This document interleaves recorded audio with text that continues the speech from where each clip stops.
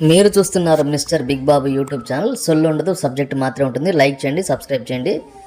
పవన్ కళ్యాణ్ గారి జీవితంలో ఒక సంఘటన జరిగిందండి. పూర్తిగా వింటేనే మీకు అసలు నిజమనే తెలుస్తుంది. పూర్తిగా వినిన తర్వాతే మీరు కామెంట్ చేయండి. ఆంధ్రప్రదేశ్లో క్యాస్ట్ ఫీలింగ్ అనేది భయంకరంగా పెరిగిపోయింది. పిఠాపురంలో 2 సంఘటనలు జరిగిందండి. ఒకటి, చిన్నపిల్లల పైన డైరెక్ట్ టీచర్లే నువ్వు ఎస్సీ వాడివి, నువ్వు అంటరాని వాడివి అంటూ వాళ్ళని వేధించారు. అది పెద్ద ఇష్యూ అయింది. అది అందరికీ తెలిసినటువంటి విషయం.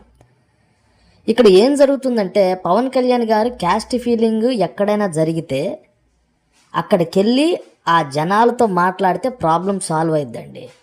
కానీ పవన్ కళ్యాణ్ గారు ఈ 2 కూడా చేయలేదు. ఈ 2 చేస్తే ఏమైందంటే జనాలకు నమ్మకం కుదిరిద్ది. పవన్ కళ్యాణ్ గారు ఒక్కసారి ఆ స్కూల్లోకి వెళ్ళి ఆ పిల్లలతో మాట్లాడి మీకు ఇక్కడ క్యాస్ట్ ఫీలింగ్ జరిగిందా లేదా అనేది మాట్లాడితే ప్రాబ్లం మొత్తం సాల్వ్ అయిపోద్దండి. కారంచేడు అనే ఒక ప్రాంతంలో ఒకసారి క్యాస్ట్ ఫీలింగ్ చూపిస్తే వెంటనే ముఖ్యమంత్రి నందమూరి తారక రామారావు గారు నెక్స్ట్ రోజే వెళ్ళి ఆ ఎస్సీ దళిత వర్గాలతో మాట్లాడారండి. తెలుసా ఈ విషయం? ఎంతమందికి తెలుసండి ఈ విషయం?